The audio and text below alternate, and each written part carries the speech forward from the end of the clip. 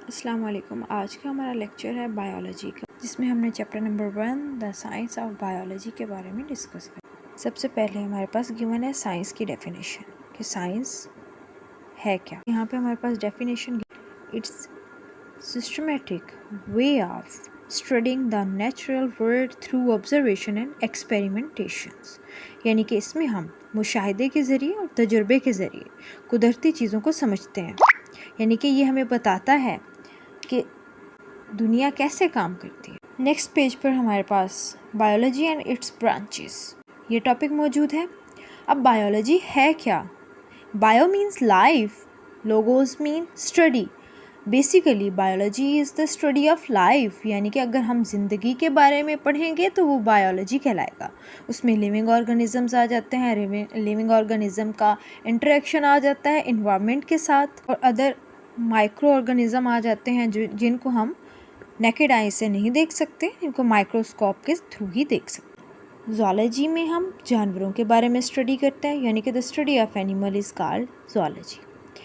उसके बाद बॉटनी में हम पौधों के मुतालिक स्टडी करते हैं, like the study of plant including their structure, growth, reproduction and interaction with their environment. Microorganism में micro means small, bio means life, logos means study, यानी कि छोटे ऑर्गेनिजम्स की स्टडी करना।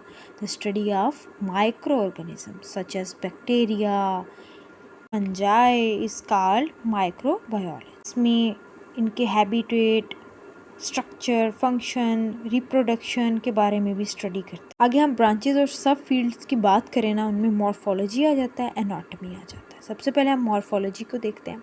The study of form and structure of organism क्या कहलाता है? Morphology. अगर स्ट्रक्चर के बारे में स्टडी किया जाए तो मॉर्फोलॉजी कहलाएगा। एनाटॉमी क्या? इंटरनल स्ट्रक्चर के बारे में स्टडी करना एनाटॉमी कहलाता है। The internal physical structure of organism particularly human, जैसे कि ह्यूमन के बारे में भी स्टडी करना एनाटॉमी कहलाएगा। अगली इसकी ब्रांच है फिजियोलॉजी, जिसमें हम स्टडी करते हैं कि बॉडी पार्ट्स का क्या फंक्शन है, जैसे कि ब्लड सर्कुलेटरी सिस्टम आ जाता है, कैसे वो ट्रांसपोर्ट करता है वाइटल सब्सटेंस को throughout the body.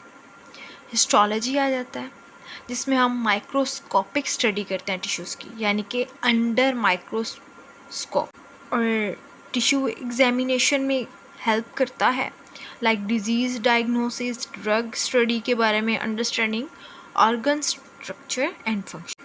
Cytology simple, the study of cell, यानी कि सेल के बारे में स्टडी करना, सेल है क्या, the functional and structural unit of life, उसके बारे में स्टडी करना साइटोलॉजी कहलाता है। अब जो लोग सेल के बारे में स्टडी करते हैं उनको साइटोलॉजिस्ट कहते हैं।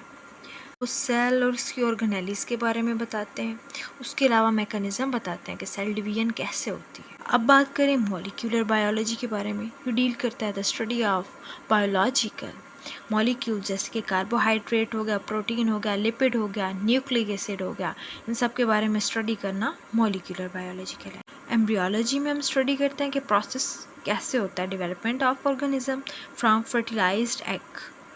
इन this branch tissue and organ formation, identify birth defect and develop medical treatment। हमारे पास है जेनेटिक्स, यानी कि खसूसियात का ट्रांसफ़र होना या कोई डिज़ीज़ का ट्रांसफ़र होना थ्रू आवर पेरेंट्स, तो ये हमारे पास जेनेटिक्स कहलाएगा। अब यहाँ पे उन्हें लिखा भी है जेनेटिक डिसऑर्डर। अभी क्या होता है ना कि जो बीमारियाँ ख़ानदानी चली आ रही होती हैं वो आगे भी न्यू जनरेशन में भी डेवलप होती हैं, तो वो जेनेटिक्स में हम स्टडी करें। ऑन्टोलॉजी आ जाता है बस, the branch of biology that deals with the study of fossils, यानी कि बाकियात के बारे में पढ़ना। ये प्लांट्स के भी हो सकते हैं, एनिमल्स के भी हो सकते हैं, ह्यूमन के भी हो सकते हैं। अब जैसे कि हमें डायनासोर की हड्डियों से पता चला कि ये भी एग्जिस्ट करते थे किसी दौर में, तो वो पैलेंटोलॉजी कहलाए।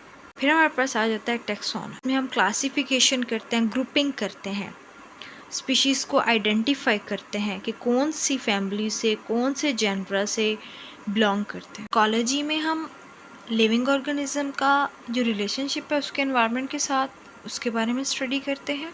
मैरीन बायोलॉजी में हम एक्वेटिक सिस्टम के बारे में स्टडी करते हैं कि पानी के अंदर, ओशन के अंदर कैसे लिविंग ऑर्गेनिज्म एक दूसरे से इंटरेक्ट कर। पैथोलॉजी में हम डिजीज़ से रेलिवेंट स्टडी करते हैं, उसके काजेज इफ़ेक्ट से रेलिवेंट। फार्माकोलॉजी में डिजीज़ से रेलिवेंट स्टडी करना। अब यहाँ पे कहा जा रहा है कि study drugs and their effects on the body, कि ड्रग्स के कौन कौन से इफ़ेक्ट होते हैं हमारी बॉडी के ऊपर। फिर हम उनके लिए देखते हैं कि इन बैक्टीरियाज़ को किल कैसे किया जाता है, कौन सी एंटीबायोटिक्स यूज़ होंगी। तो ये स्टडी आ जाती है मेडिसिन की स्टडी।